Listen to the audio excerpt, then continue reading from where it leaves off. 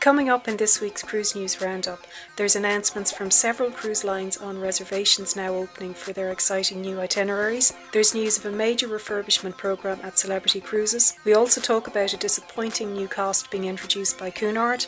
There's news of a couple of very dramatic incidents which have been affecting cruise passengers in Europe and Australia. And finally, we have more exciting news this week about the soon-to-be unveiled Star of the Seas from Royal Caribbean.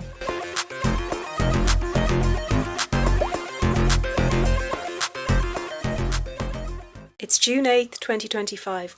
Welcome along to this week's Cruise News Roundup from the Solo Mustard Reel. So up first, Princess Cruises opened their bookings this week for some of their 2027 season, what they're calling Loyalty Week. Now that's going to run from June 3rd to 10th, and that will allow advanced bookings to be made by members of the Captain's Circle. So that's Princess Cruises' loyalty programme. They're open to the wider public from June 11th. There are 200 sailings altogether which have been unveiled for the 2027 season in the Mediterranean and Northern Europe, and there are also a variety of transatlantic sailings between Europe and also North and South America. So the itineraries will provide the opportunity for visits to 108 ports of call across 31 different countries. The Sun Princess and the Enchanted Princess will be based in the Mediterranean, and they will do a range of cruises which cover all areas of the Mediterranean. They'll be doing the Greek Isles, and they'll also be visiting ports of call in Turkey and Malta. The Sky Princess will also undertake some Mediterranean itineraries. That will be from its summer home port in Southampton in the UK, and from there it will also do some Northern European itineraries. Meanwhile, the Caribbean Princess will sail from Copenhagen, and that will also offer a range of Northern European itineraries.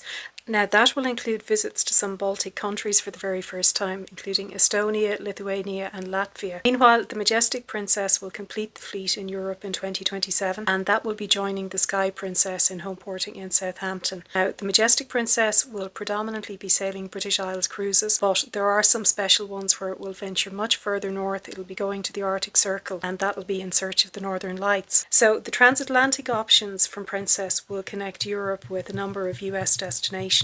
So that will be connecting to Boston, Fort Lauderdale and Port Canaveral. And then on a really exciting one, the Majestic Princess crossed the Atlantic in February 2027 after a season in South America, heading to Europe. And on that route there will be ports of call in Uruguay, in Brazil, and as it gets closer to Europe it will also visit Morocco, 3 of the Canary Islands, and it will go to La Coruna on the Spanish mainland before finally arriving in Southampton. Another cruise line to unveil new 2027 season itineraries this week is Holland America. So they have unveiled the fact that they're increasing their offering in Europe for the 2027 summer season. In total they will have 4 ships operating, and 3 of those will be serving Northern Europe. This has proved to be increasingly popular in recent years. Now, a number of those itineraries will involve the Norwegian fjords, and there will also be some which will travel to Iceland. So the Rotterdam will be home ported in Rotterdam in the Netherlands, and the much older Zuiderdam will also join that Northern European offering. That will be based predominantly in Amsterdam. Both ships will also operate a number of sailings from Reykjavik in Iceland. So the new Statendam will be based between Dover in the UK and Rotterdam, and then the 4th ship, the Oosterdam, will operate as it has done for the past few years in the Mediterranean and around the Greek Isles. There are a number of special offers at the moment for early bookings of those 2027 itineraries, so go and check out the Holland America Line website. And finally, in new itineraries, Cunard Line also released their new itineraries for 2027, and some of those run into early 2028, so they've certainly become one of the first cruise lines to release 2028 details. So there are 195 new itineraries. They will be sailing across all 4 ships in the fleet, and between them the fleet will visit 115 destinations in 32 countries. Bookings are open on June 11th for World Club loyalty members, and for everybody else they will open on June 12th. While news of new itineraries was undoubtedly greeted positively this week, there was also less positive news coming from Cunard, where it was announced that as of June 2nd there is a charge for room service for all guests sailing in the Britannia class. Realistically, this is the majority of passengers on board, so the charges won't apply to guests in the significantly more expensive Princess Grills or Queen's Grills. So as other cruise lines have increasingly introduced room service charges, Cunard happened to be one of the few holdouts on this.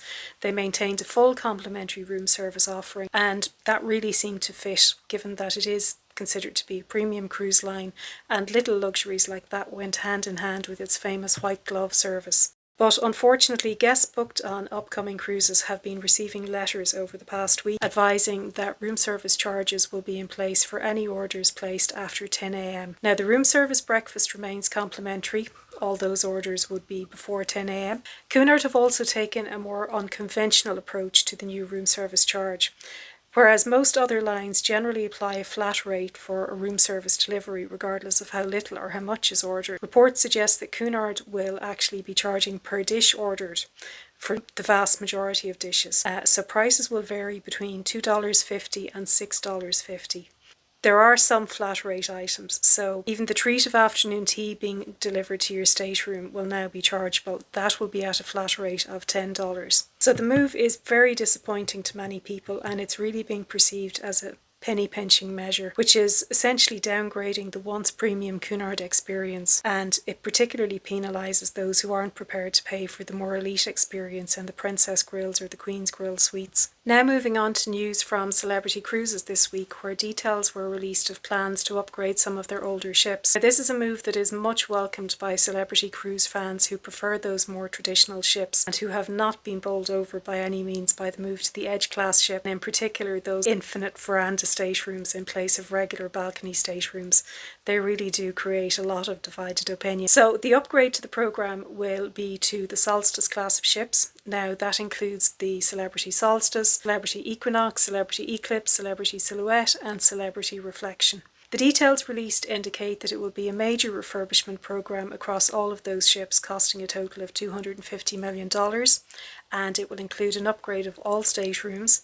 And as part of that, there will be 4 new classes of staterooms introduced. Also, existing venues on board, such as Cafe El Baccio, the pool bar and so on, will all be upgraded. And excitingly, new dining options will also be added, including an Italian restaurant and also the fine cut steakhouse, which is already found on the Edge class ships. So the full refurbishment schedule hasn't yet been revealed. However, it is known that the first ship to undergo the refurbishment will be the Celebrity Solstice at some stage in early 2026, and that is due to resume sailing after its refurbishment in March 2026 in Asia, before continuing on to do a trans-Pacific crossing. Next up, we have reports of a couple of dramatic incidents that have been affecting cruise passengers this week, firstly in Sicily and also in Australia. So on Tuesday, several cruise ships were docked in both Messina and in Catania, and several shore excursion groups were actively in the Mount Etna area, which is a popular shore excursion location.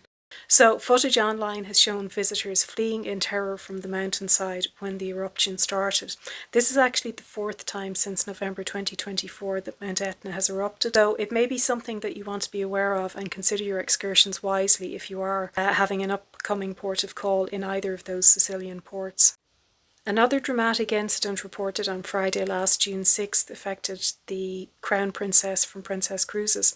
Now that's currently on a world cruise and it was sailing between Sydney and Adelaide in Australia, so it appears to have encountered a pretty dramatic situation. It had already been battling rough seas when suddenly the ship was caught by gusting winds on both sides, and there are reports that the ship listed by up to 7 degrees.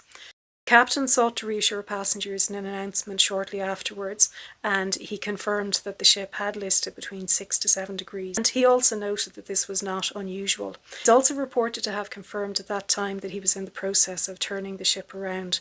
This was apparently a means of ensuring stabilisation. Now, although the incident resulted in some breakages on board, including things like glassware, and also entertainment and activities were temporarily suspended, thankfully there were no reports of injuries on board. Now, interestingly, this is the 2nd time this year that the Crown Princess has been caught up in a significant weather-related incident. In late February, 16 people were reported to be injured on board when the ship encountered very rough seas near the South Island of New Zealand. So it was reported in that instance that the ship actually listed by 14 degrees.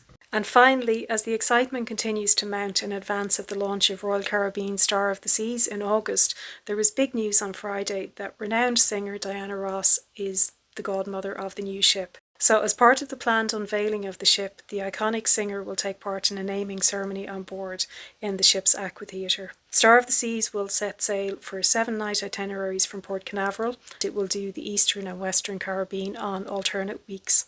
So that wraps up the cruise news for this week. As always, thank you for watching, and it would be great if you would consider hitting the like button. If you'd like to stay up to date on more cruise news or on some of my vlogs of my various cruises, please also consider hitting the subscribe button. It really does mean a lot to this very small channel. Bye for now and have a good week.